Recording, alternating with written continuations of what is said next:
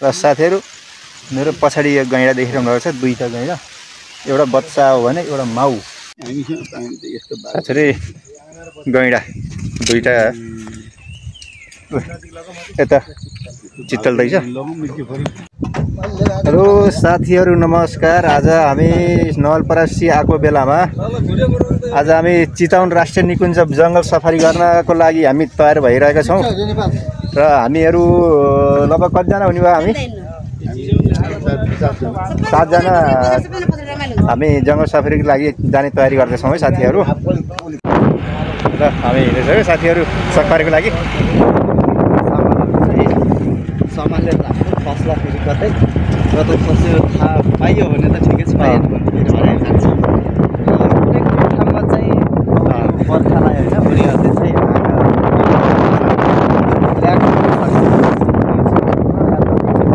हाम्रो गाइड भाइले हामीलाई जानकारी गराइरहनु भएको छ। र चराको भिडियो बनाउँदाखेरि चाहिँ मोबाइल फ्ल्यास चाहिँ अफ अनि आर्मीहरू पनि आर्मीहरू बस्नु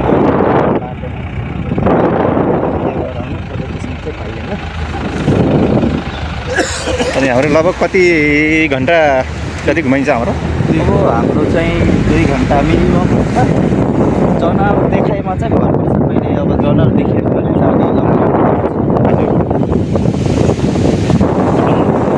तपाईको नाम भन्नु ल। नरेन्द्र महतो। अब कति वर्ष जति भयो तपाईले गाइड गर्न थाल्नुभएको? मैले 4 वर्ष होला। 4 वर्ष। घर कता? म यही लोकलै हो। यही लोकल हो।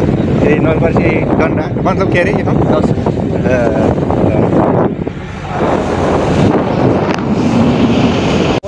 साथीहरु सबैले आफ्नो मोबाइलहरु यसो अफ गर्नु अन गर्नु होला है। यस्तो गैंडा सेडादेखि तुरुन्तै भिडियो बनाउन सजिलो हुन्छ है साथीहरु। हामी जंगलभित्र आइसकियो। अझै त सानो जंगल हो। अब हाम्रो मेन ठाउँ भनेको त आउँदैछ।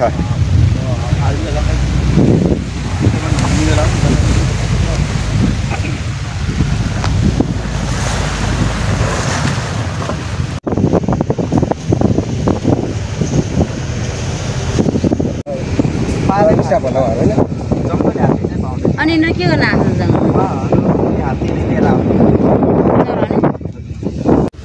4 प्रजातिका मध्ये यिनीहरू चाहिँ चित्तल हुन्। चित्तल यिनीहरू चाहिँ दोस्रो ठुलोमा पर्छ। चित्तलहरू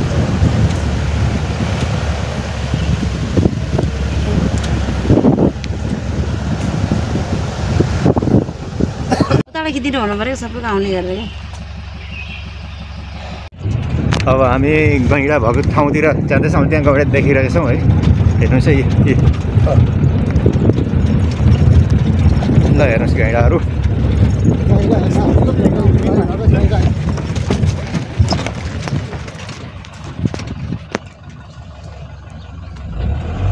ल जुम गरेर तानिरहेको छु।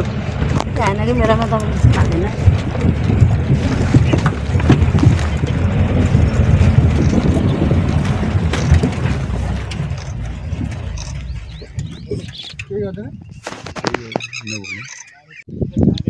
साथीहरु गैंडा मेरो पछाडि जुन देखिरहनु भएको छ यो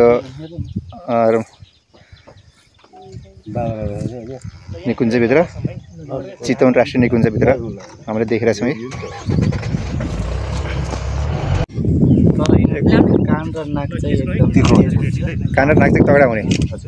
आँखा कमजोरी हुने हैन? आँखा कमजोरी हुन्छ हैन गैंडाको?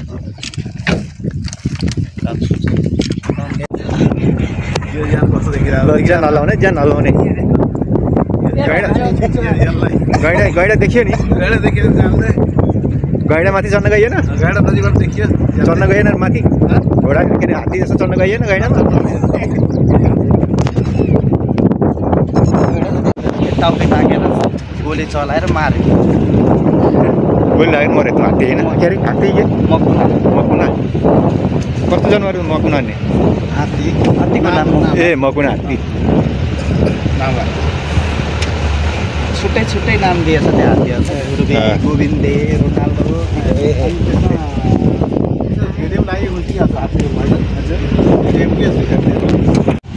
ए ढलक ढलक ढलक्यो जवानी ढल्काइदियो गाडीले ढल्काइदियो ढलक ढलक ढल्क्यो जवानी कहाँसँग भन्दैछ तर मैले त्यति गरेर बस्छु सन्तान सबै सिकाउनु त्यही छ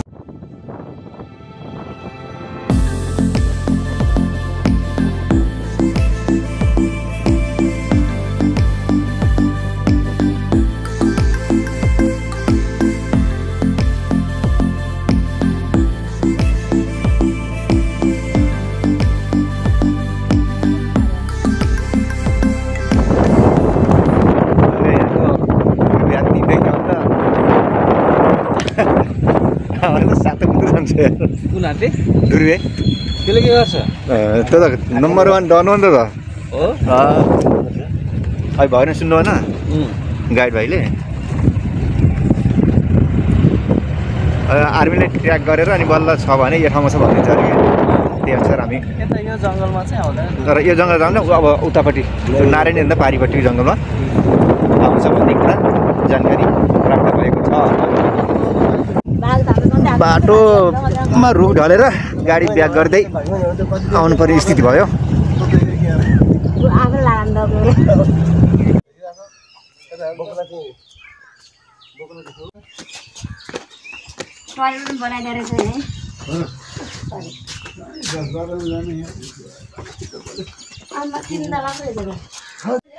अहिले ठ्याक्कै यो गैडा मोचनको माथि सबभन्दा टपमा आएर कुनै जनावर देखिन्छ कि जस्तो लागेर यता हामी हेर्दैछौँ है तल यस्तो हिलो भएको एउटा खोला पुरा गैँडाहरू यहाँ आएर बस्ने पानी खाने पनि गर्दो रहेछन् र यतापट्टि अब खुल्ला चौर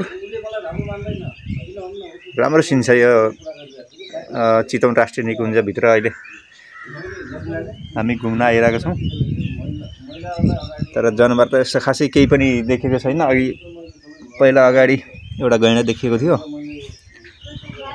माथि टिनको छानाले छाएको यो हेर्नको लागि बनाएको अग्लो ठाउँबाट हामी आएको त्यो गाडी तल छ भने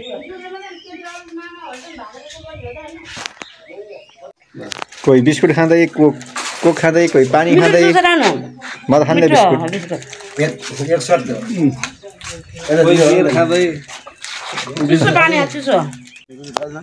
हामी जङ्गल सफारी आएको गाडी अनि हामीलाई घुमाउन ल्याउनु भएको गुरुजी जोहन चौधरीज्यू आरामै हुनुहुन्छ नि ठिक छ है रमाइलो छ लबाट अलि धेरै गैँडा खोजौँ है अब ल एउटा राम्रो भेटियो अब फेरि खोजी जारी छ ल ल ल सबै आम ल सबै आम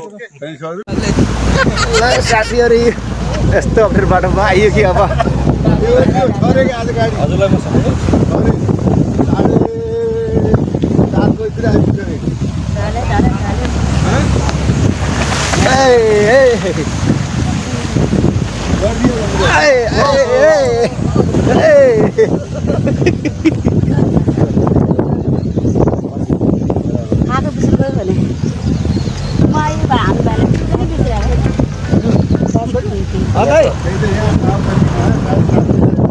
म जङ्गलमा छु जङ्गल सफारीमा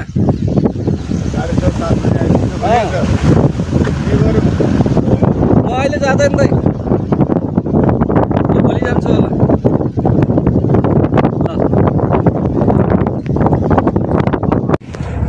यो आरक्षभित्र खुल्ला र एकदम शान्त चौर यो चौरमा प्राय अब गैँडाहरू चर्न आउने हात्तीहरू आउने पनि गर्ने रहेछ अब हामी सायद अगाडि बढ्दैछौँ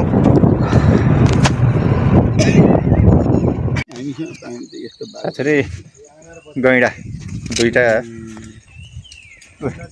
यता चित्तल रहेछ गैँडा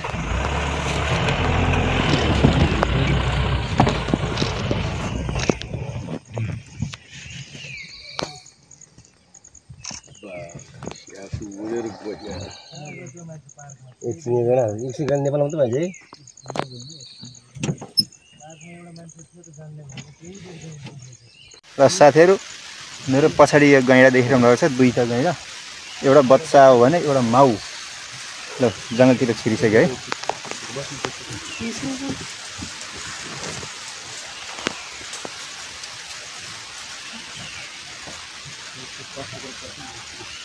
जङ्गलतिर छिरिसक्यो।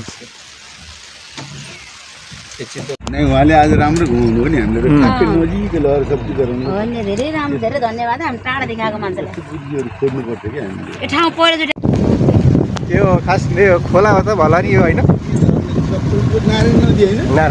नारायण नदी यही हो र? यहाँ त कति सानो देखियो? ए त्यो भङ्गालो होला, सानो भङ्गालो आएको। ओ ल है साथी, ल है फेरि गैँडा देखियो है। यस्तो सिन देखियो यार। 3 वर्षको पानी दिएको एउटासँग अनि त्यहीँबाट हामी के छोडेर मलाई छोडेर अनि हामीले चाहिँ त्यसमा बसेको हुनु लाग्यो एउटा देखिरह थाहा बेला दियो है। खाक भाल्यो यो।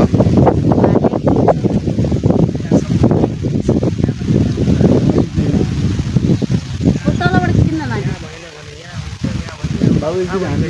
ऊ भागे तिनीहरू भागे त्यो दुईजना मान्छे भागे। यति आउँदै हामी यो दुईजना मान्छे भागे, गैँडा देखेर भागिहाल्यो। हान्छ सानो बच्चा त हान्छ यसले त।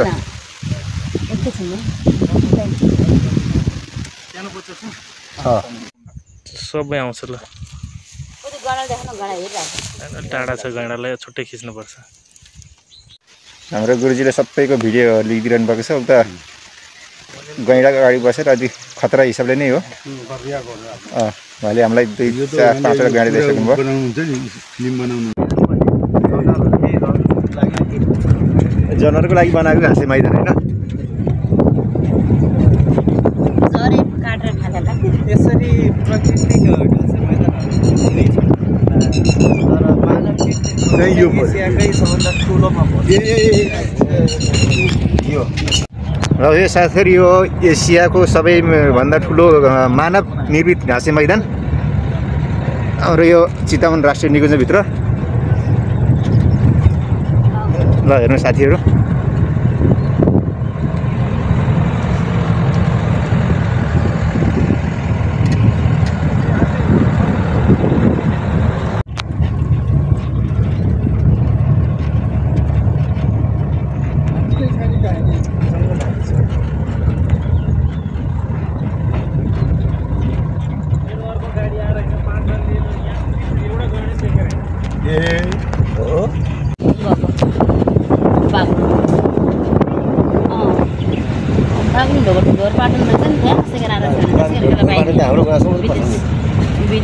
ढोरपाटन कहाँ अरे? ढोरपाटन उत्तरी भेग डाँडापट्टि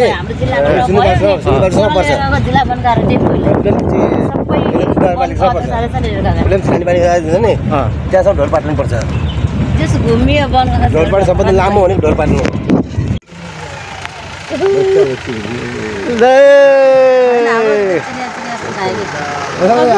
हामी घुमेर आयो है, घुमेर आयो हामी त।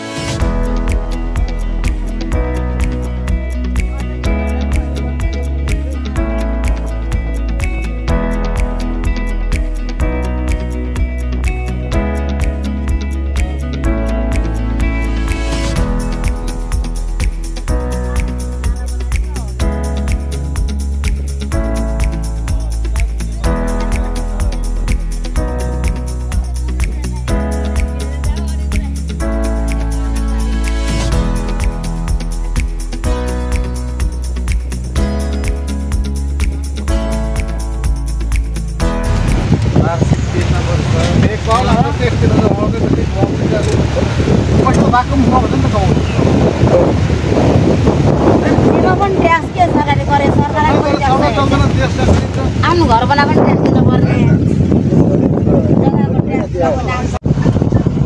साथीहरू, मैले यो भिडियो कस्तो लाग्यो सफारीको होइन तपाईँहरूले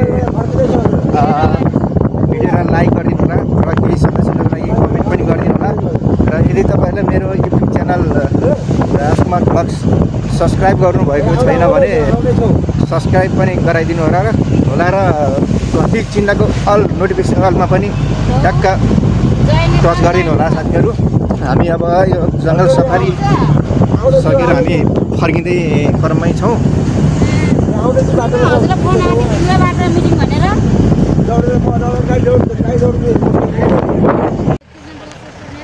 हात लाउनु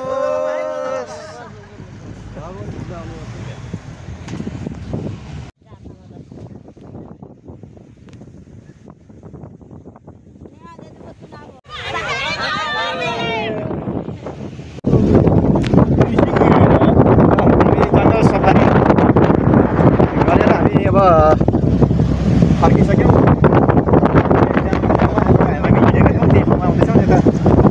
यो गौचरणमा भैँसीहरू चरिरहेको दृश्यहरू पनि तपाईँले देख्नुभएको छ। जानु म देखाइदिन्छु तपाईँलाई पुरै यहाँसम्म आयो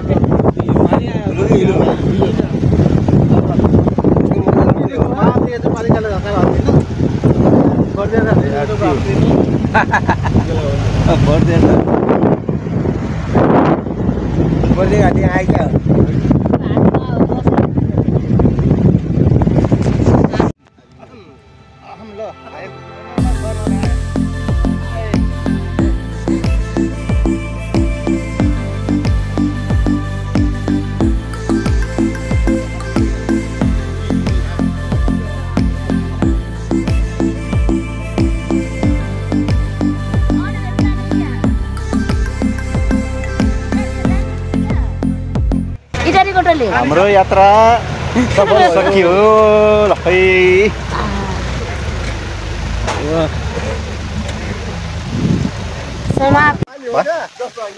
हेलो साथीहरू, अहिले हामी जङ्गल सफारी गरेर आइसकेका छौँ र हामीलाई जङ्गल सफारी गाडी चलाएर घुमाएर गैँडाहरू पनि देखाउने हाम्रो जोखन चौधरी भाइलाई धेरै धेरै धन्यवाद हजुरलाई र हाम्रो गाडी गर्ने नरेन्द्र महतो भाइलाई धेरै धेरै धन्यवाद र उहाँहरूले हामीलाई अब धेरै गैँडाहरू देखाउनु भयो। अब 5-6 गति देखियो, अरू पनि राम्रोसँग हामी घुम्न पाएनौँ है। उहाँलाई धेरै धन्यवाद। ल के हुन्छ सर? ल फेरि आउँदै गर्नु गैँडा हेर्न चाहिँ एकचोटि पुग्नै पर्छ यहाँलाई।